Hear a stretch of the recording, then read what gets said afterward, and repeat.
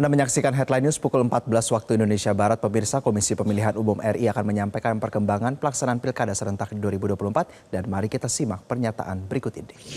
Secara umum, ya kurang lebih di bawah 70% secara nasional rata-rata. Meskipun rata-rata nasional biasanya kalau dalam konteks pilkada dibanding pilpres pileg atau pemilu nasional itu biasanya di bawah. Nah, kalau ditanya apakah kurang ini itu, nanti bagian dari evaluasi definitifnya itu akan ada mekanisme kami untuk melakukan evaluasi. Tapi apakah misalnya alasan lokasi TPS segala macam, sebenarnya ya itu mungkin akan jadi bagian-bagian dari evaluasi. Tapi secara prinsip gini, kalau di pemilu nasional lalu kan 800 ribuan TPS, 800 ribu lebih dengan jumlah maksimal pemilihnya kan 300 orang. Nah kalau sekarang di pilkada kan memang 600 orang sehingga ada pemampatan setengah dari jumlah yang ada. Tapi sebenarnya itu tidak akan terlalu berdampak ke soal TPS. Nah apakah ada proses-proses sosialisasi yang kemudian dianggap kurang atau tidak? Saya pastikan meskipun itu dilakukan oleh provinsi dan kabupaten kota, tetapi skema terkait dengan penyebarluasan informasi, sosialisasi, sebagaimana praktik yang kemudian berlangsung di pemilu nasional lalu, itu juga diterapkan sama. Nah bahkan ada keleluasaan di teman-teman provinsi dan kabupaten kota, karena dinamika di daerah kan antara yang satu dengan yang lain pasti berbeda-beda. Jadi ada banyak keleluasaan di sana. Nah tapi apa alasan sebenarnya, itu nanti kita menunggu proses evaluasinya. Tapi sebagai satu fakta, memang dari data-data yang tersedia memang di bawah 70%. Tapi tentu kalau di di zoom in masing-masing provinsi dan kabupaten kota kan bisa beda-beda. Ada juga yang provinsi sudah 81% gitu kan.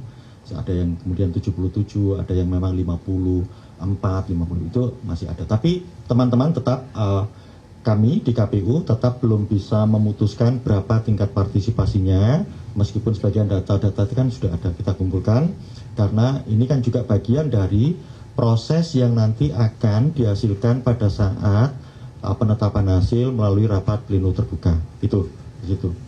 Jadi kalau misalnya apakah nanti akan jadi bagian evaluasi dan bagian evaluasinya sejauh mana, ya tentu nanti bagian evaluasi di penyelenggaraan kami, di jajaran penyelenggara kami. Misalnya gini, KPU RI sudah menyelesaikan evaluasi tahapan penyelenggaraan pemilu nasional. Bahan evaluasinya sudah ada. Itu pasti akan jadi bagian dari kontribusi penting lembaga ini kepada pembentuk undang-undang nanti. Nah, sekarang teman-teman kami di provinsi dan kabupaten kota sedang berproses untuk menyelesaikan tahapan pelaksanaan pilkada. Pasca itu tentu akan ada evaluasinya. Jadi harapannya nanti selesai pilkada, itu nanti akan ada dua bahan evaluasi secara komprehensif. Yang satu memotret tahapan penyelenggaraan pemilu nasional, dan kemudian yang kedua memotret tahapan penyelenggaraan pemilihan kepala daerah. Nah itu nanti jadi harapannya bisa jadi kontribusi penting. Dan nanti apakah bagaimana kemudian perubahan-perubahannya, tentu itu diserahkan ke pembentuk undang-undang, dalam hal ini DPR dan pemerintah. Saya kira itu. Pak Rafi? Baik, kalau gitu urusan teknis penyelenggaraan, ada Pak Derajat, ada Pak Idam, kemudian nanti mungkin dari sisi di sisi hukum ya, meskipun saya ingin state aja tadi, kan ada pertanyaan terakhir, Banjarbaru mengapa diskualifikasi segala macam ya, itu prosesnya kan karena ada rekomendasi dari Bawaslu. Berangkatnya dari sana, nggak kemudian KPU lakukan tindakan administrasi tersendiri. Gitu. Silakan Pak Idam, Pak Derajat. Mas Derajat. Oke, baik, saya akan merespon pertanyaan dari Mas Fitrio. Luar biasa.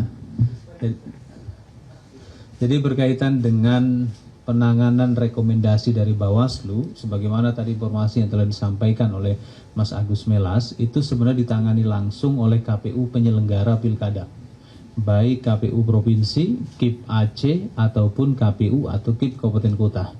Jadi KPU RI sebagai regulator itu hanya melakukan monitoring dan pembinaan. Dan berkaitan dengan hal ini, KPU RI juga pernah berkirim surat kepada KPU Kalimantan Selatan untuk melakukan kajian hukum.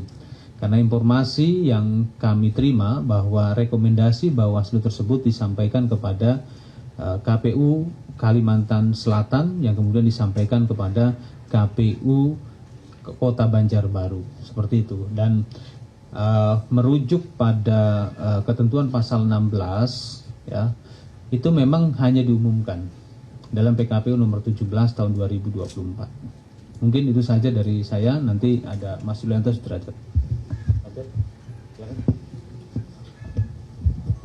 Iya, saya tambahin saja bahwa posisinya KPU Kalimantan Selatan menerima rekomendasi dari Bawaslu Provinsi Selatan, kemudian KPU Provinsi Selatan menindaklanjuti dengan memerintahkan agar KPU Kota Banjarbaru menindaklanjuti rekomendasi dari Bawaslu Provinsi Kalimantan Selatan. Dan posisi rekomendasi tersebut sudah kurang dari 30 hari terkait dengan rekomendasi untuk pembatalan paslon tersebut. Maka tentu sudah tidak memungkinkan ruang waktu untuk proses pencetakan surat suara. Begitu. Intinya begitu ya, positioningnya terkait dengan pembatalan paslon di Kota Banjarbaru adalah karena rekomendasi dari Bawaslu Provinsi Kalimantan Selatan. Gitu. Baik, terima kasih Pak Derajat. Bu Iva mau menambahkan sesuatu? Cukup. Baik, teman-teman, tadi di dimensi teknis, dimensi logistik, dalam konteks tertentu KPU tentu menjalankan sesuai normanya. Nah, apakah nanti Presiden Banjarbaru akan jadi bagian dari evaluasi terkait dengan pelaksanaan pilkada atau pemilu ke depan? Ya kita lihat. Kan ini sebenarnya membantu kita juga untuk menjernihkan berbagai persoalan yang kemudian muncul dalam konteks penyelenggaraan pilkada dan kemudian dari sisi instrumen-instrumen hukum yang tersedia. Saya kira itu ya teman-teman. Terima kasih atas pertanyaannya dan juga pada teman-teman pimpinan KPU RI, Pak Ketua dan juga anggota. Terima kasih sudah memberikan respon untuk menegaskan banyak hal terkait dengan konferensi pers siang sampai sore ini. Kita akhiri konferensi pers ini. Wassalamualaikum warahmatullahi wabarakatuh. Kita geser ke atas ya teman-teman ya.